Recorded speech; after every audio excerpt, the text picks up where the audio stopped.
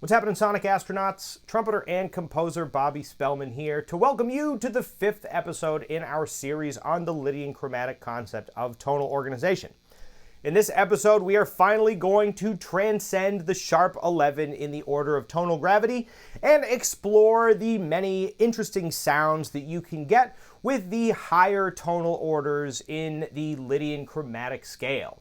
So, if you are averse to dissonance or harmonic instability, turn back now. But if you're ready to explore some of the exotic sounds that we can get out of the remaining 5 notes in the Lydian Chromatic scale, come with me on the adventure on this exciting episode of Theory with Bob.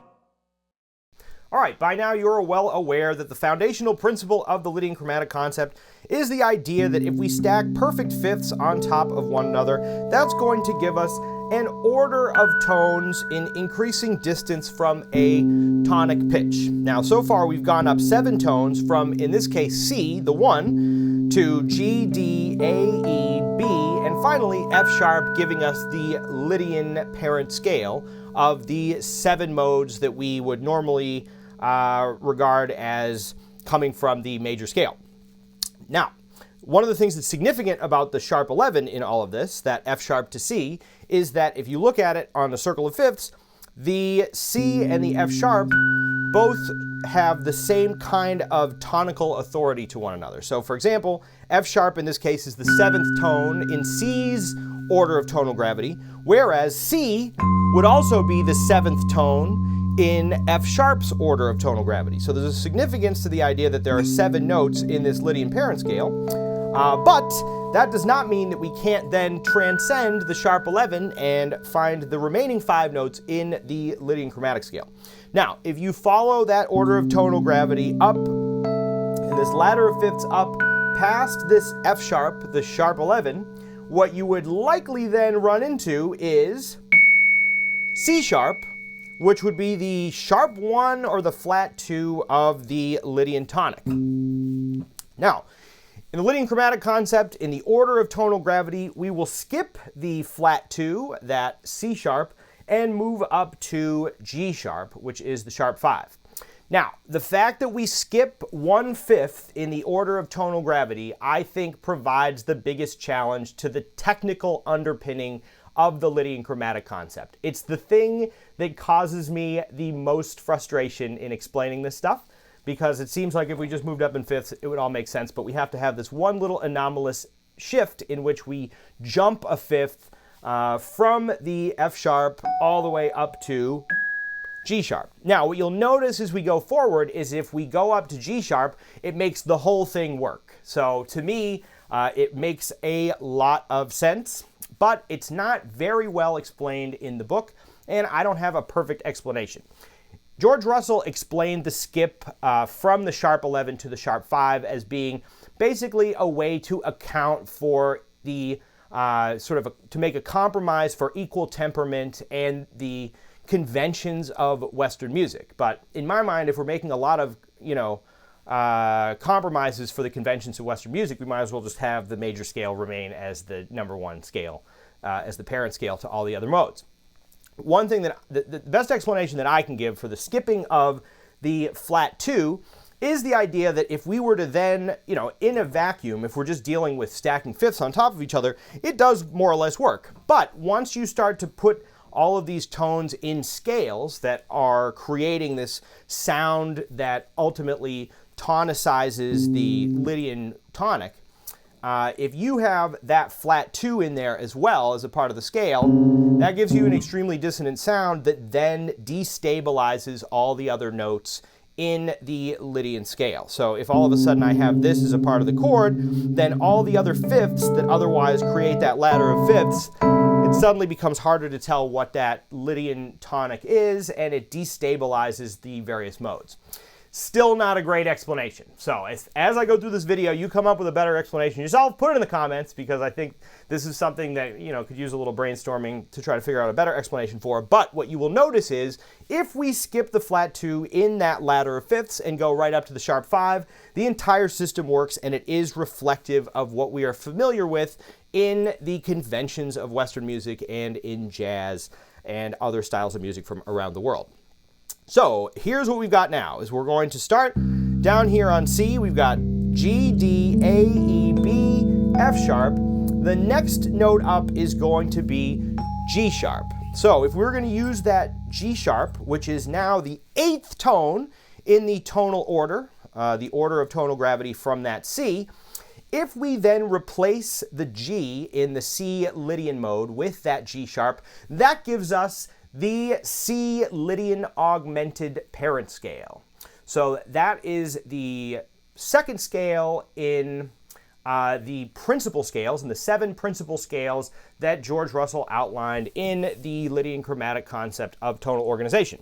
And what you notice is if you look at the modes of Lydian augmented, that gives us the 7 modes that we would normally associate with melodic minor. So if you're used to using sounds like the Lydian dominant, for example, or the altered scale, all of those very conventional scales and chords that have been certainly an integral part of jazz since the mid-60s exist in that 8th tonal order on that G sharp, the Lydian augmented sound. As we go forward, I'm going to discuss each of the levels, each of the tiers in the order of tonal gravity as tonal orders. So George Russell doesn't talk about any of them under 7, but in theory, just a C would be the 1-tone order. C and G, we get to the 2-tone order. Again, this doesn't come up because you don't have a lot of music that only has 2 notes in it. The first one that I think makes sense to me and is interesting to discuss is the 5-tone order, which gives us the major pentatonic scale and the minor pentatonic scale. Then you get the 6-tone order, which gives us the major 7 in that. And finally, the 7-tone order gives us the Lydian parent scale that serves as the foundational scale for all of the modes that we would typically use coming from the major scale. So if we go up to the 8th tone order, that gives us the Lydian augmented parent scale, which parents all of the modes for what we'd otherwise consider melodic minor.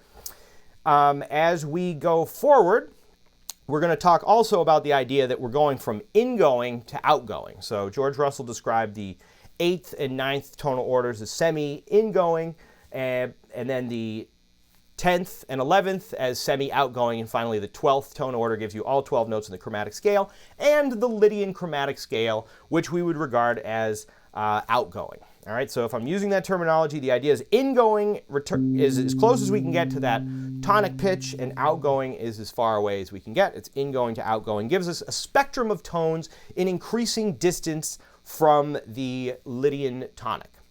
So let's move up now from the sharp 5. And the next 5th up we get from that gives us an E flat or D sharp, depending on how you're looking at it. That gives us either the flat 3 or the sharp 2, which can give us all the modes of harmonic minor.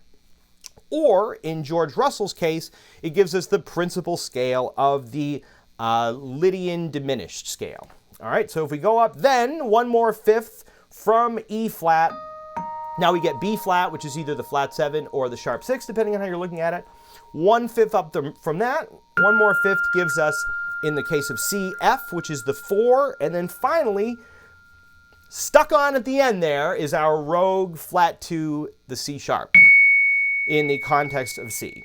What this means is, if you're dealing with the Lydian parent scales, that C sharp, the flat 2, is going to be the most dissonant note that you could use in a particular musical context, generally speaking, and it goes down from there. So once again, you have the C, G, D, A, E, B, F sharp, then that goes up to G sharp, E flat or D sharp, A sharp or B flat, then up to the F as the 4, and then finally the flat 2, C sharp. That gives you all 12 notes in the chromatic scale, and thus the Lydian chromatic scale. And that's where the name the Lydian chromatic comes from. That's the Lydian chromatic scale. It includes all 12 notes in the chromatic scale in order from ingoing to outgoing, starting with the Lydian tonic and moving away from that. Now, because of the way that this is structured, George Russell had a list of what he called 7 principal scales, which he felt gave us all of the sounds of conventional chords in Western music.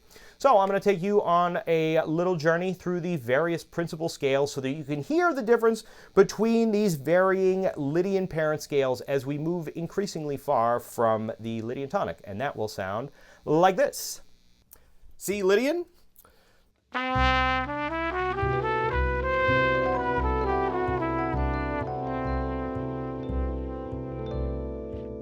C Lydian augmented.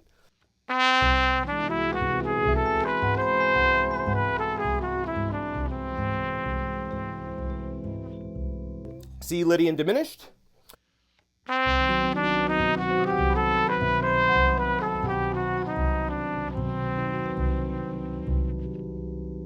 C Lydian flat 7.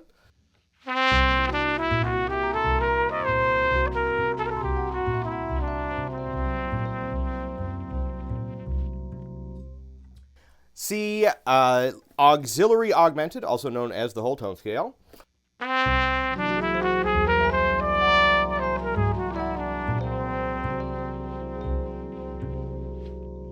C auxiliary diminished, also known as the whole half diminished scale.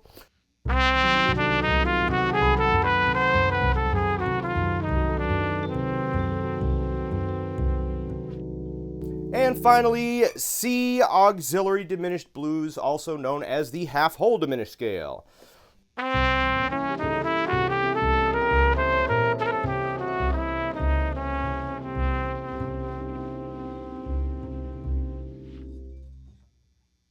All right, so you can see the way that George Russell constructed what he called these 7 principal scales by replacing various notes in the Lydian scale with the notes from the higher tonal orders. So, for example, in Lydian augmented, we replaced the 5 with the sharp 5. In the case of Lydian diminished, we replaced the 3 with the flat 3.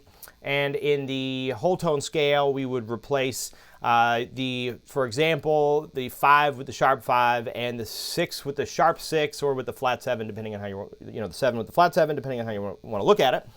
Now, in addition to those principal scales, George Russell explained somewhat confusingly that we can also have any number of what he called official scales, which is up to the composer to choose what those scales are going to be, provided that they still use the Lydian tonic as the tonic, but you can replace any number of notes in the Lydian scale with any of the notes that are farther up in the tonal order to create various scales of your own invention. The idea here is simply that by using these notes in the higher tonal orders, the more outgoing notes in the order of tonal gravity, and incorporating them into the parent scale, you can create increasingly dissonant sounding scales that you can use, or perhaps more unstable sounding scales or different colors that you can use in your improvisations and compositions. So, in order to demonstrate the way we can replace certain chords and scales with chords and scales using the higher tonal orders to create more of an outgoing sound in our improvisations, I did a little solo with Julia Chen and Julian Smith on the old standard There Will Never Be Another You. And what I did is I did 2 versions of it. On the one hand, the first one I did, I'm going to start off in the 5-tone order. I'll put the tonal order that I'm dealing with lower on the screen someplace so that you can see where I'm at. But I started with it, and every 4 bars I'm going to ascend tonal orders into increasingly dissonant modes so that you can hear. One way you could use it to transcend the conventions of consonant chord mode relationships into the stratosphere and play around with some fun sounds. So that's going to sound a little something like this.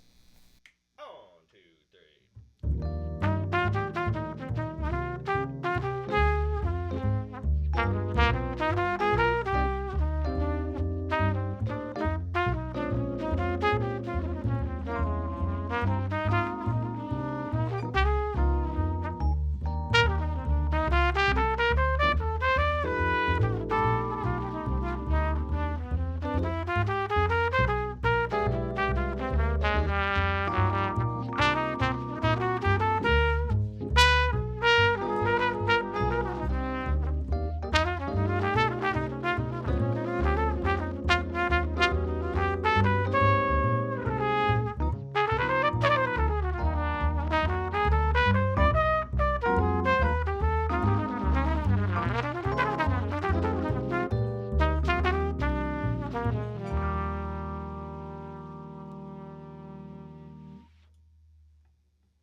All right, now even though that's kind of a fun improvisational experiment, that's not typically how we're going to play. So usually when you're improvising or writing music, you're dealing with constant tension and release. So if I was going to improvise over a piece of music like There Will Never Be Another You, my inclination would not be to increasingly go farther out, although that could be your choice if that's what you wanted to do.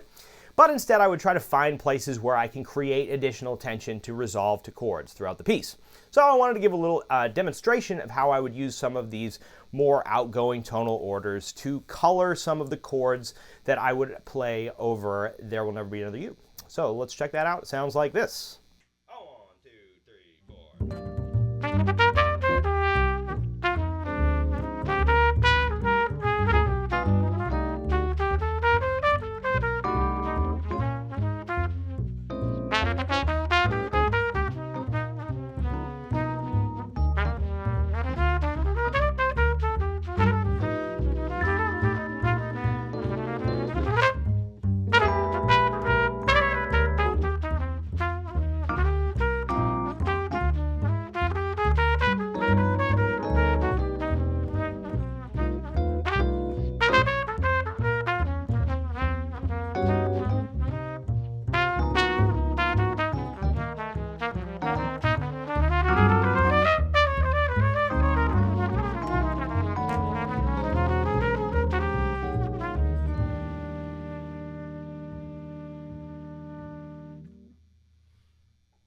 All right, gang, and there you have it, the 12 tones in the order of tonal gravity, ascending from the Lydian tonic, giving us all 12 notes in the Lydian chromatic scale. The way that you can use this, and the way that I find a lot of this stuff to be most useful, is if you can determine the Lydian parent scale of a chord or mode that you're using in a piece, you can find the way that these farther out, more dissonant or more abstract notes relate to that underlying chord, so that you can choose to create music that is in varying degrees farther removed from the tonic pitch. Now you can hear that in different styles of music from around the world. So for example, in a lot of folk music, you would be dealing with primarily just the first 5 tones, or perhaps the 6 tones in the order of tonal gravity, whereas some more dissonant music, for example, Schoenberg, or let's say certain modes in, as an example, Ethiopian music or music from the Balkans, things of that nature, might use as a general rule a bunch of notes that are in the higher tonal orders, creating a little bit more tension or a little bit more interesting color in the music, things of that nature. So none of this is prescriptive. Nothing in the Lydian chromatic concept says you should write a certain way or another way. All you're doing is it's giving you the tools here to be able to choose how far out you want to go and what colors you want to use in order to relate to the underlying harmony of a piece of music. One more thing I want to add is that the principal scales outlined here in this episode are the way that George Russell used these higher tonal orders to augment the Lydian parent scale and give you a whole new set of scales. But I think there is another way to think about that that creates a little bit more of a coherent order of various alternative scales, and I will talk about that in the next episode. So in episode 6, I'm going to talk a little bit more about some of these higher tonal orders and a different way that you could organize them in order to make it a little bit more reflective of the conventions of what we know from the modes of the major scale, for example. All right, gang. Well, I hope you had a lot of fun with that one. Go out and try playing some wild sounds over chords and have a fun time with it.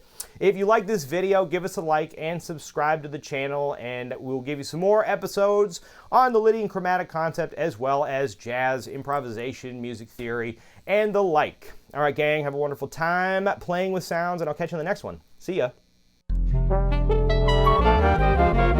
Theory with Bob. All right, gang, thanks so much for checking out this video. We hope it helps in your quest for the majesty of musical self-expression. The Ridgewood School of Music is currently accepting new students for lessons online or in person in the Brooklyn, Queens, and New York City area. If you'd like us to help set you up with the perfect teacher for the instrument or style that you're interested in studying, you can find us on our website at www.ridgewoodschoolofmusic.com, or you can shoot us an email at ridgewoodschoolofmusic@gmail.com. If you enjoyed this video and you would like to support the creation of new videos like this one, you can find us on our Patreon at patreon.com/Ridgewood School of Music. There, as a subscriber to the Patreon, you can gain access to bonus content, including bonus videos, exercises in improvisation and different instruments, as well as bonus transcription videos. So, if you'd like to help support the creation of new videos like this one, find us on our Patreon, and it's a real big help. All right, gang, have a wonderful time practicing, and we'll catch you on the next one. See ya.